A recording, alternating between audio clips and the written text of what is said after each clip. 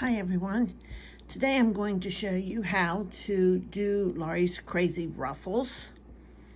It's this is a ruffle and it's made all in one piece on this. Let me see if I can zoom out here a little bit.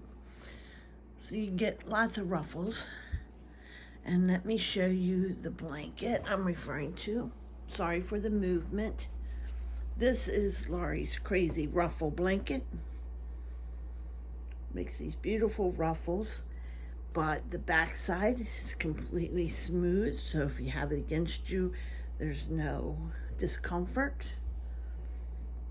It's a beautiful, beautiful blanket. So many variations. You can use holiday colors, school colors, college colors, your favorite colors, anything you want. Any can be different. You can even use variegated, which I show here on this small sample. I used variegated blues and then blue ruffle on that sample. So let me show you how to do the ruffles. Very easy. The whole blanket is very easy because it's all the same stitch on every row. So if one row is purl, one row is knit, but it's always all the same. The ruffles are all E-wrap.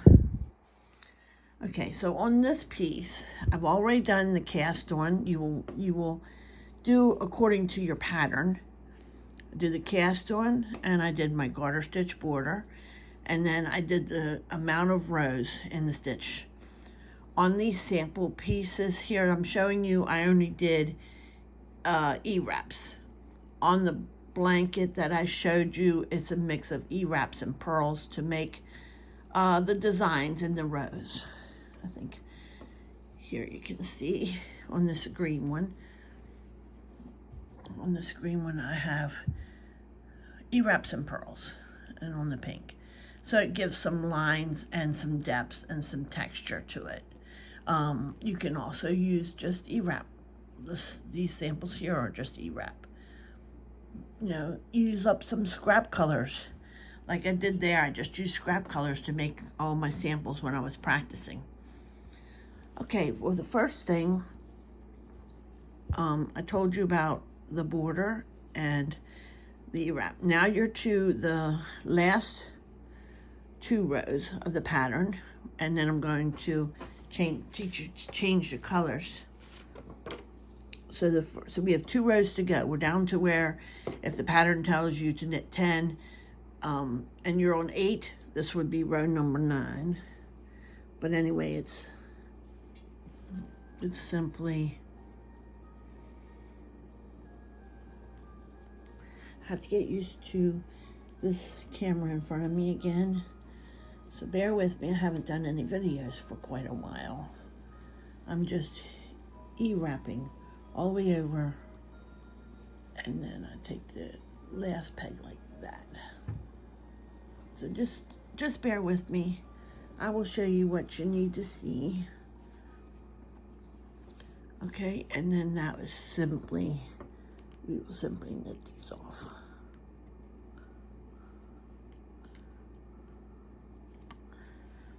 I do not like this pink yarn for some reason, which is probably why it was in my stash. It's very rough. Okay, sorry about that. We're just going to E-wrap these all off on the sample piece. It's very easy. This blanket can be made on really any loom. Of course, the more pegs, the bigger your blanket.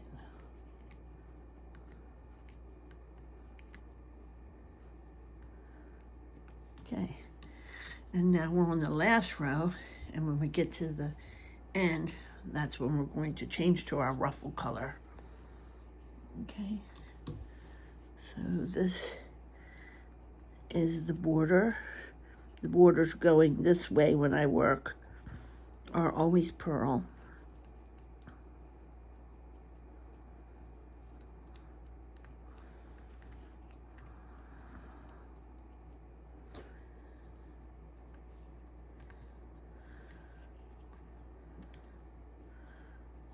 Okay, then it's E-wrap back to where the stitch marker is for pearls.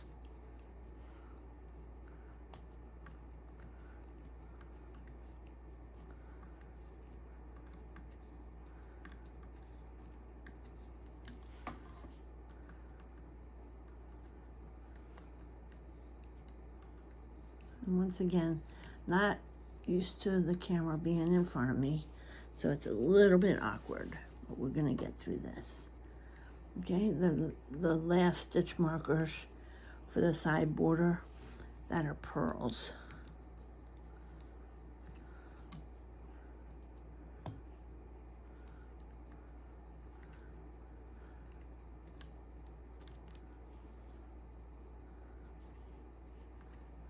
And after you do that one, stop, because this is where we're going to place our knot.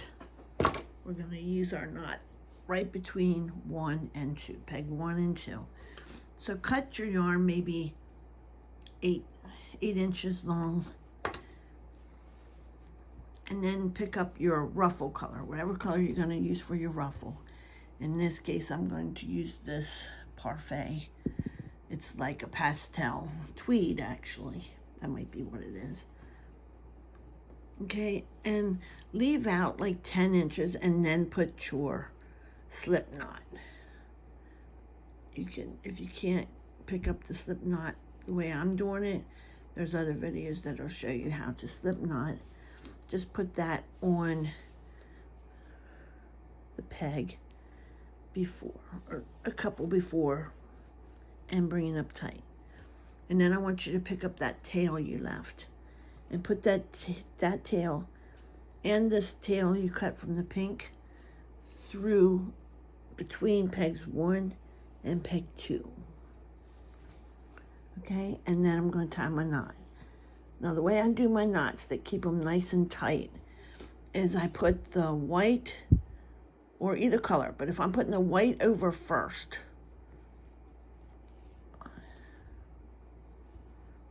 and then pull tight.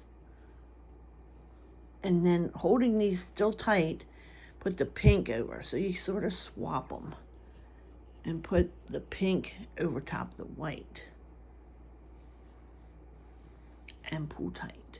It's very tight, because if you do it both the same way, that when you go to tighten that knot, sometimes it'll tighten and keep going or loosen back up, and this does not.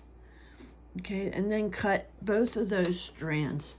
Leave at least 6 to 8 inches for weaving in your project then. Okay, and then go back, release that slip knot, and it'll just pull right out. Okay, and then E-wrap or U-wrap that first peg with the new color and knit off. And I think the yarn split on me there. That's why I don't like this pink. Okay, so that's it. You can kind of tug on your strings in the back and make sure it's good.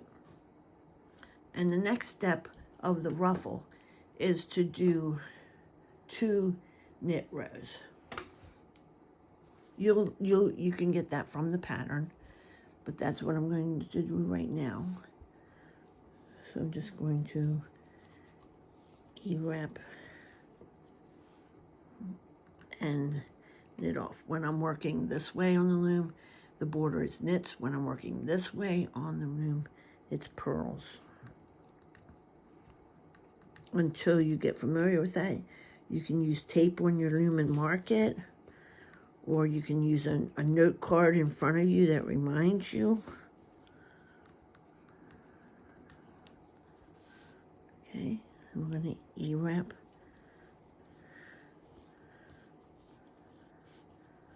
all the way over, and I always take it to back and front of the last peg.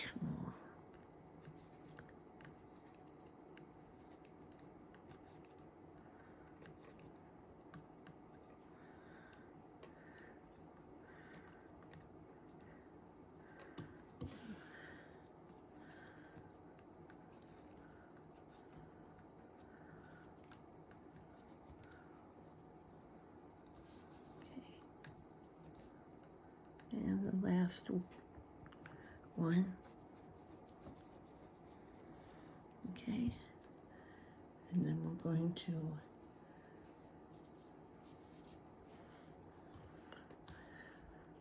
purl our border pegs. I'm using one turning peg marked in purple and 4 side border pegs.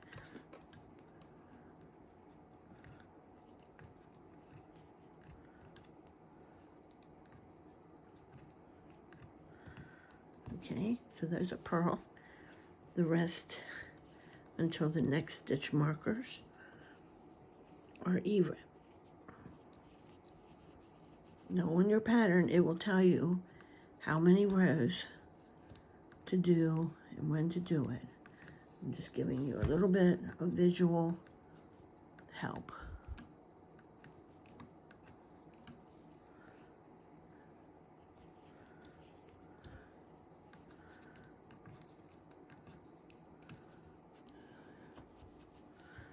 Okay, and then we're back to border, and this would be purl.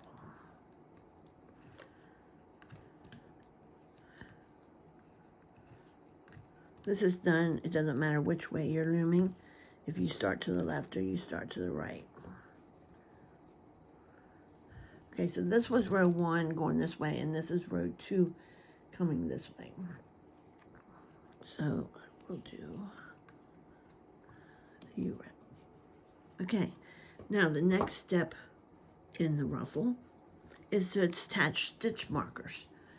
Okay, I use these bulb style stitch markers. They're metal little pins like that. They actually work the best. I did try these plastics, and for these sample pieces it worked okay, but when you get the blanket and the blanket starts getting very heavy, these have a tendency, when you're pulling up on the stitch really hard, they just pop out. And it's not that you have to pull that hard, but you kind of do sometimes to get that stitch on back remounted later in another step. So you can use this if that's all you have, but I just really recommend the bulb style. They're really cheap on Amazon, and they come in lots of colors, and I like them the best. I feel most comfortable that I'm not going to have this open up and drop a stitch, because if you drop a stitch, it's going to be really hard to find which one you need, which stitch it is. And also I like to keep my turning pegs a different color. So my turning pegs, I'm going to use this shiny gold pin, colored pin. And what you do is you simply place it on that loop, like that.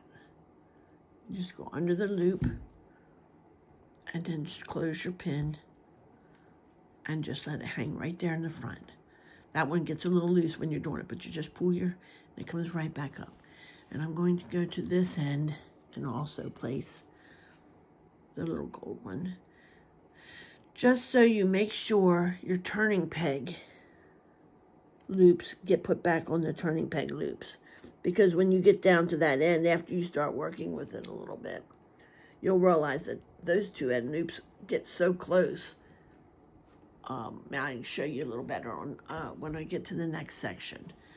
So then what you're going to do is take whatever color you want, kind of coordinate it with your work so that you can see them well. So like if I'm working with white, I wouldn't use a light colored. I wouldn't use like a light colored one. I would use, like I am here, I'm using a nice green so I can easily see them. Use something that will show up. Now you can put these on from either end. You know, it doesn't matter where you put, oops, that one was open. Let me close that one. I didn't have it closed. There we go. So just take your pin, go up through, use that little groove in your peg, and then close it and let it hang there.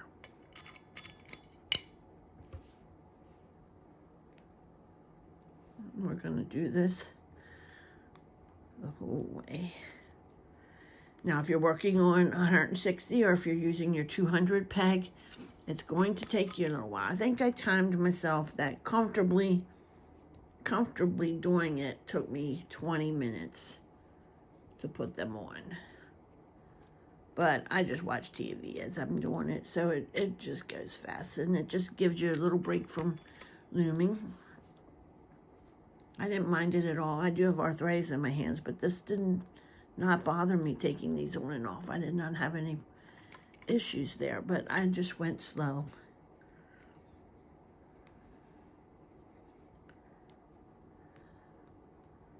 Okay.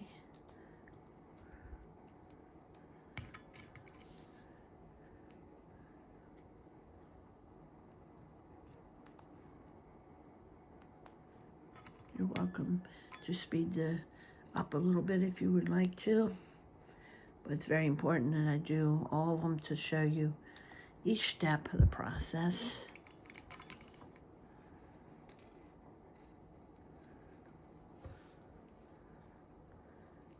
It takes a little bit to open them and close them. I use a magnetic tray I took from my husband to keep them in. They're metal, so it holds them and don't have any spillage. No, that doesn't work for those plastic ones in there, but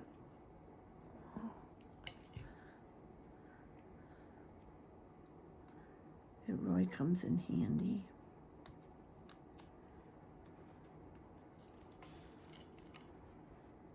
I'm just letting them all hang here in the front. Like I said, you can go either way. I usually put my turning pegs on first, then I go back here and put all these on.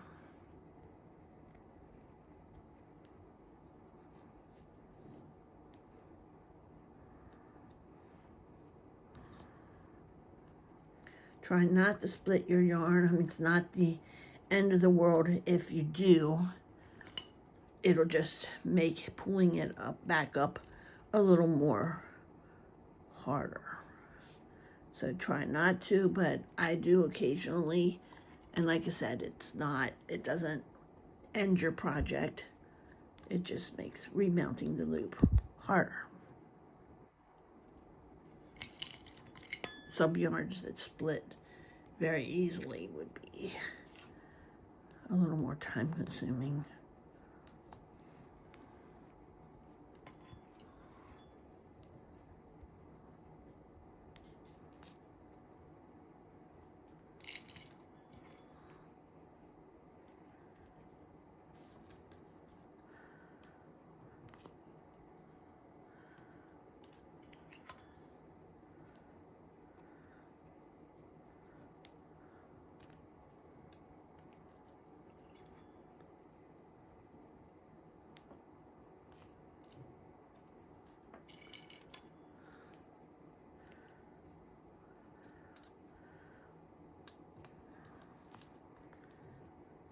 Okay, besides for these plastic ones that were left in there, I usually count out how many I need. So when I was using the 160, I made sure there was 160 clips in here, and when I'm done, that I've used them all.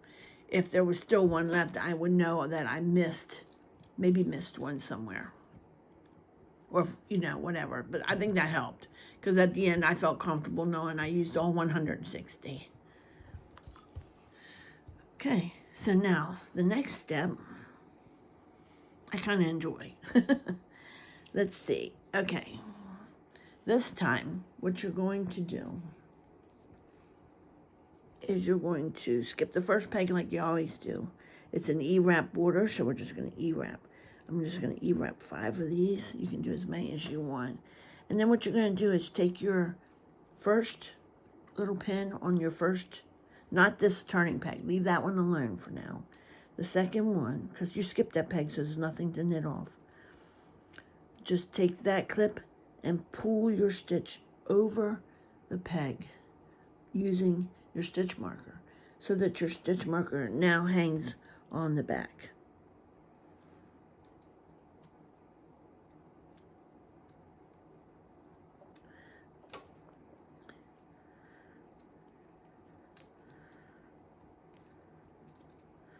when you're doing this comfortably the way you would normally loom, it's a lot easier than it is here on my table. But all I'm doing is pulling them up over, and then they're hanging here in the back, and they won't go anywhere. Okay, so we'll E-wrap a few more, and the same thing. Grab hold of the pin, pull it up over this one here. Trying to see where I was. There we go.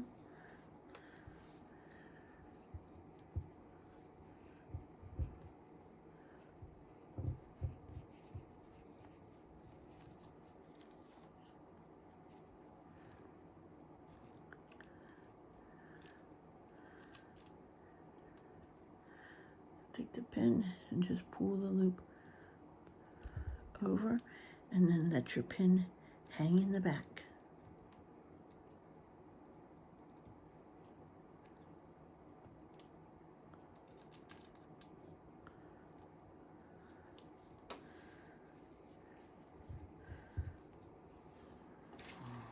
Again, the border is knit on this side, so that's no problem.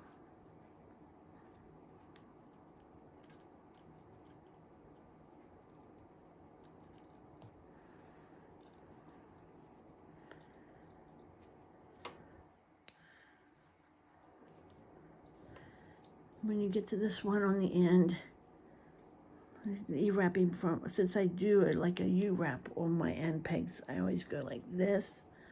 Then I'll bring it over and lift them over. Okay, and now we're going to go back and we'll pick up that very first one that I told you to skip. So we're going to purl the first 4. Don't worry about those pins on the back. And if they start coming through the front or getting in your way, you can just push them to the back. So that's 4 purls. And then we're going to E-wrap.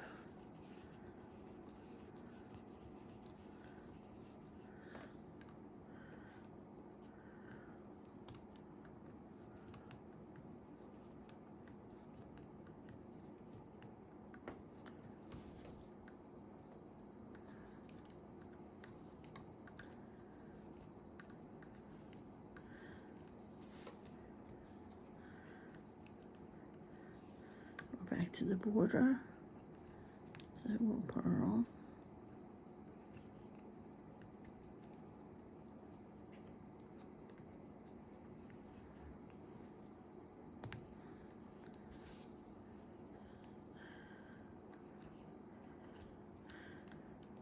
Okay, and now you're back to the end where you have 1 more pin, so just do your U-wrap and then take that one to the back.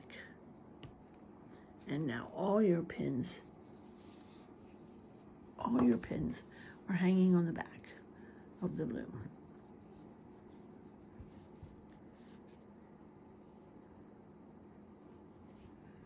And now the next part you would just get from your pattern is how many more rows you need to do knits till you remount. Okay, so on this one over here, I've done my amount of E-wrap rows. You still do your purl borders, do your E-wrap rows. Here's all my pins I just left hanging. One thing before you remount, just kind of look to make sure that none of your pins they're right here. So look right here and make sure that none of your pins are hanging on the back, that they're all hanging right here on the back side. I mean, you don't want them on the front. Sometimes they will push through, like, let me push one through. If it pushes through, this is what you'll see. And if you see that on this side, just push it back through so that they're easy for you to get a hold of. to remount onto the loom. Let me get that ball of yarn. All right, so now we're actually at the last 2 rows. Actually, I need to do 2 more rows because on the very last row, we're going to go back to the original color.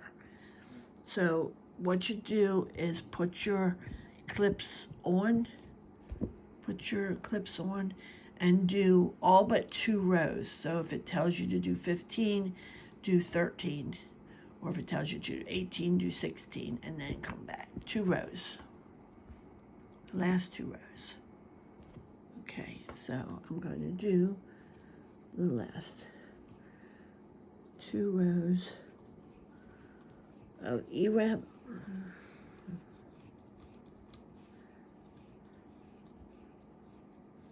I usually only E-wrap 10 to 20 pegs at a time, but since this is just a small sample, it's easier just to E-wrap the whole thing and hold it.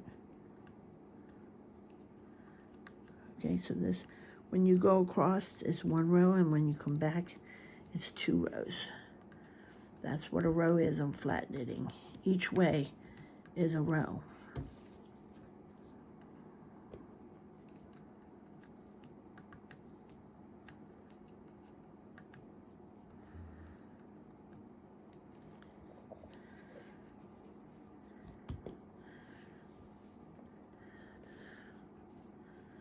Okay, we're going to purl our border.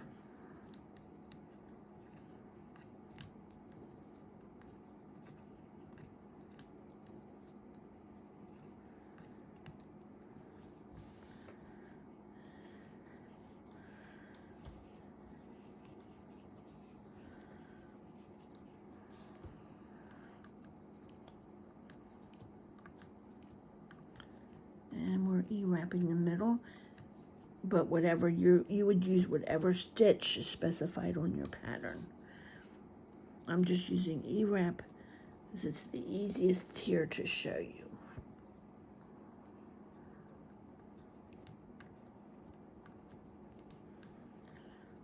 Okay, we're back to purling our border. And again, like I said, I want to show you one more time how I change colors. So we stop at peg 2. We're going to place our knot between peg 1 and peg 2.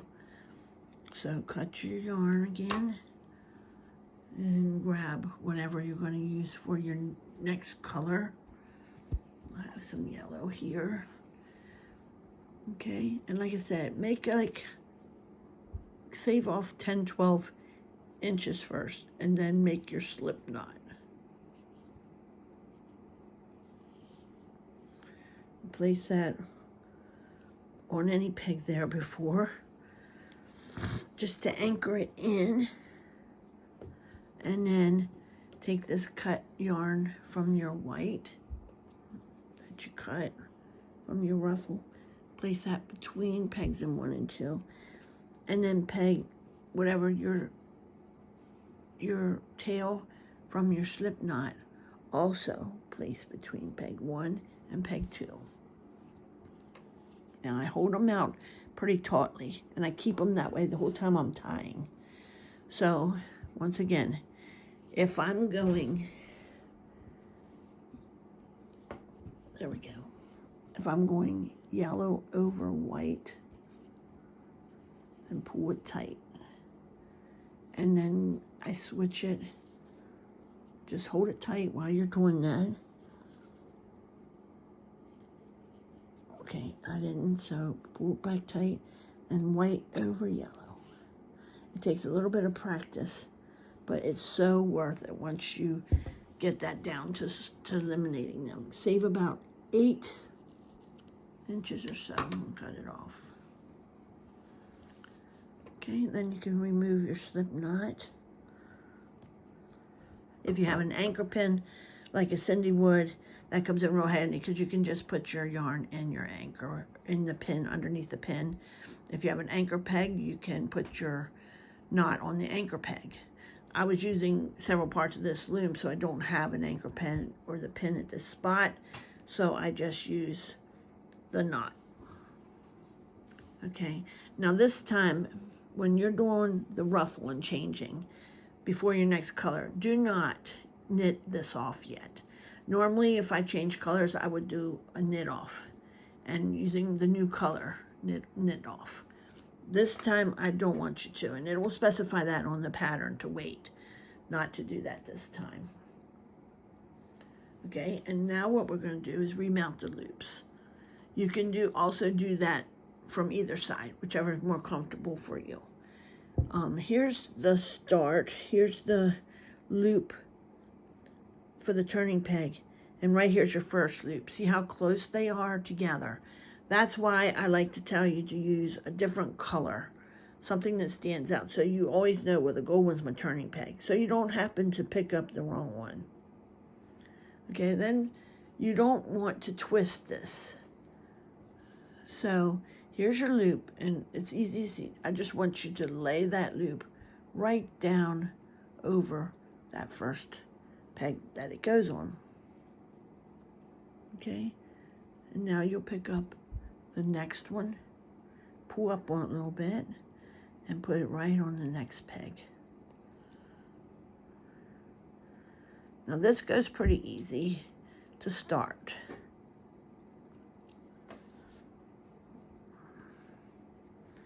Say you're pulling up and you don't have enough, just hold on to this side and pull, and you will get enough to slip on to the peg.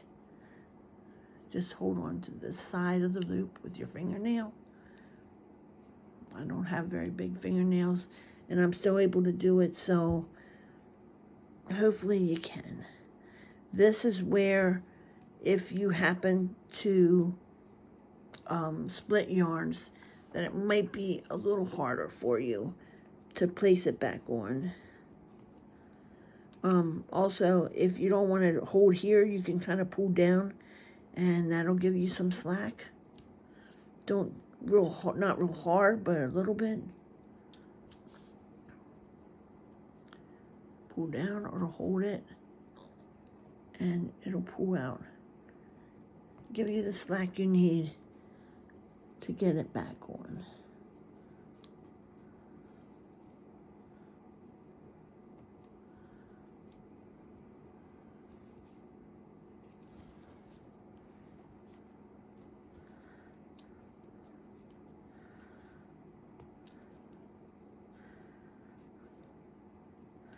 This is very much like working a brim hat. If you've done a folded brim hat, this is very close to that. But you need the pin markers so that you can find what stitch you need to bring back up. Whereas a brim hat, you're using your very first row of stitches to bring it back up. Okay, so did I lose one somewhere? Because I'm one short. Okay, so what I'm going to do is take back off here. This is a good example. 1, 2, 3, 4, 5. 1, 2, 3, 4, 5, 6, 7. 1, 2, 3, 4, 5, 6, 7. I'm still short one. There might be one hanging somewhere. Or did I put 2 on one? You want to make sure none is hanging in the back. I'm just going to go ahead and take these off and show you over again. I think it was hanging right there. Okay, so once again, make sure they're all on this side and none are hanging on this side. And we're going to do this again. Excuse me, this is in front of the camera. It's an awkward way for me to work. So let's make sure we get every one of these.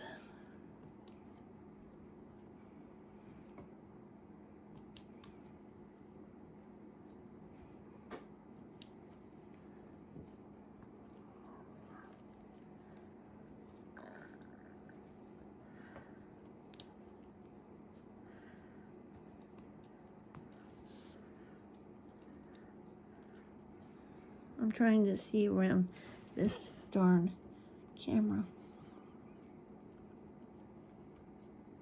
You can also use your pick if you need to get it back on. When you're working on your heavy blanket, what you'll do is you'll scoot your blanket up close to your lap when you're doing it. Bring it way up close, like scrunch it up, so that this meets the loom.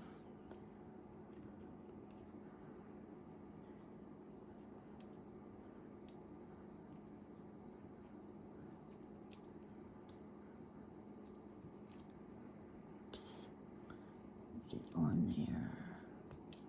Oops, I'm off camera now. I'm sorry. All right.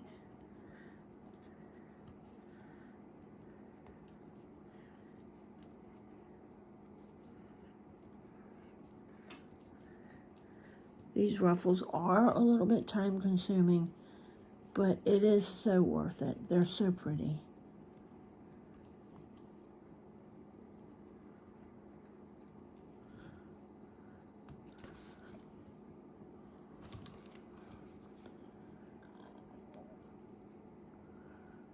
And then the last one back on the turning peg. There we go. So I'm sorry I messed that up there, but I'm glad you got to see what happened in case yours happens that way.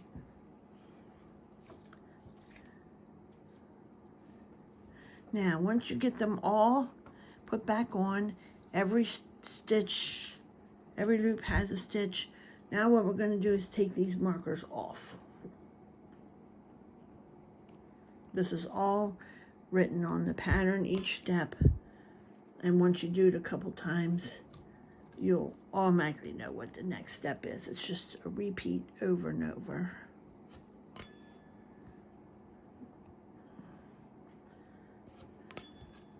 So I'm just going to take off all of these pins, stitch markers, bulb stitch markers, whatever you call it.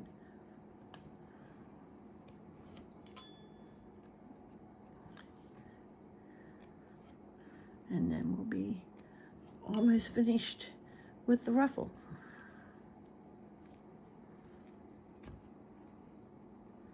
A little time consuming, but not hard at all. It's very easy.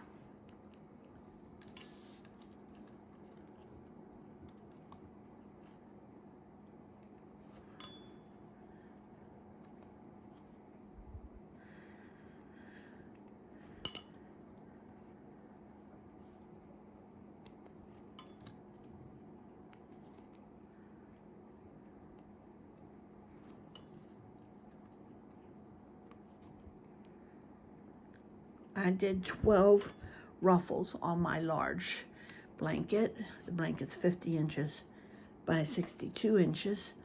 I only had, out of those ruffles, one ruffle that I had to redo, like take these off and redo because I was one short. And it was there, but it was pushed to the front of the blanket, so I didn't really see it. It was sort of hidden. But that was okay. I knew to look for it. So I took them all off. And I found the one that I missed. The second time it came out perfect.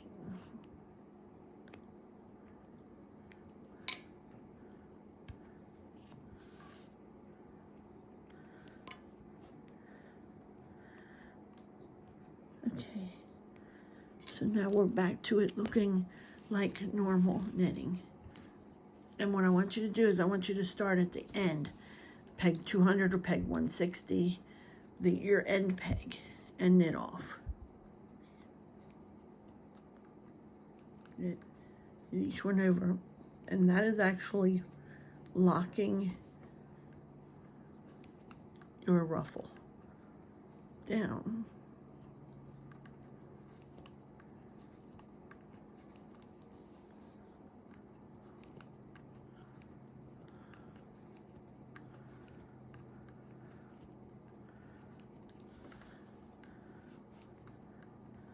Now where you get over here to where you have your new color hanging, that's okay. Just let it hang there and still knit off this one. And now knit off your first peg with your new color. You do that over again. Go around. Pick up the old color, knit off. And now you're going to go right back to knitting and purling however many rows that the blanket calls for. So your ruffle is actually completed there. Let me see if I can turn it over. Here is the ruffle. You just locked it down. And as you get farther away, that's where here you can see the ruffle and the amount of work. And this is, yeah, after the ruffle, you'll do however many rows it tells you to do, and then you would start your next ruffle. Now, when it gets long enough, then all you have to do is finish one section of your main color after a ruffle, and then do your garter stitch border, and then you will be finished. Always, you can have as many colors, you can do whatever ending you want. It's a lot of different colors. You could even get crazy and do some weird stitches in here if you want to. You would have to try a sample first. The ruffle going this way, you see nothing. The underside of the ruffle just looks like one row of the ruffle color. And you have ruffles. Okay, and then one more thing before we go is I'm going to show you how I weave in these ends, because you have a lot of ends. Okay, now this might have been, I should have probably used a different color. Okay, these blue ends, my ruffle is a dark blue, or is my ruffle. So the first ones I'm going to knit in are the white ones. So I have a bent tip. If you know me, I love the bent tip tapestry needle. So I'm just going to thread my needle. Okay, when I like to weave in, I like to go up and down. Just ignore your dark blue, and we're just going to go pick up some stitches.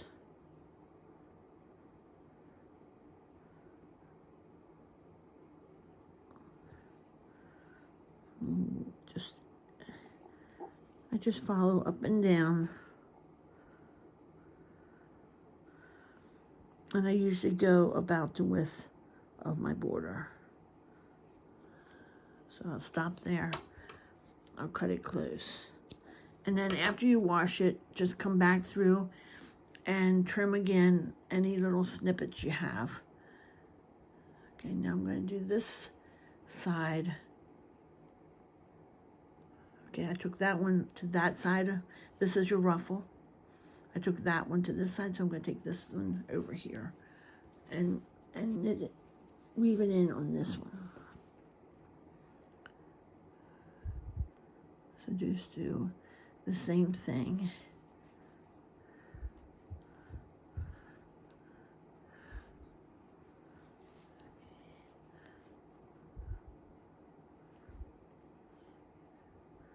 By going in an up and down motion like that, it really helps keep these ends in. When I did my really large one, I only had to come back and trim 4 little pieces off. The rest of them stayed in. Really nice. And from there, it should be good. I mean, you might always have a stray one come out. Okay, now we're going to weave in the ruffle, this ruffle. So just pick up one of them.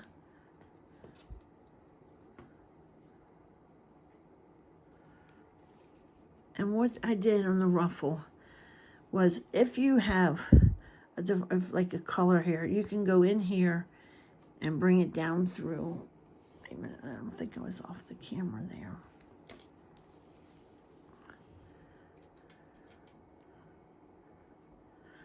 I just bring this through here, and then I'm just going to, you don't have a lot of ruffle room, so on the ruffle I just sort of go like up, and then I'll pick up 2 more stitches and go down, and then what I usually do is I just go back and pick up something else and put it through, and then trim. And then the same way with this one.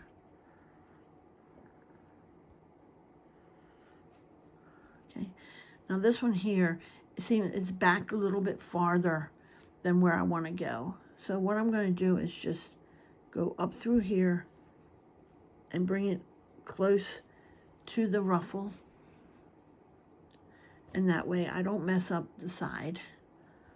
And I have my yarn where I need to weave it in. Okay, so we're going to do the same thing. Just pick up a couple stitches.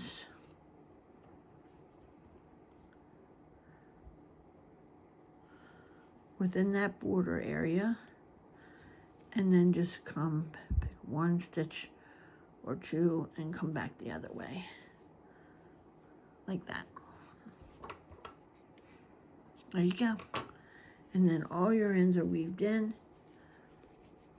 Well, yeah, all your ends in this area are weaved in. Here is your nice ruffle. It's really nice. So I hope you like my crazy ruffles. And I hope to see some projects that you make. Thank you for joining me. Thank you. Bye.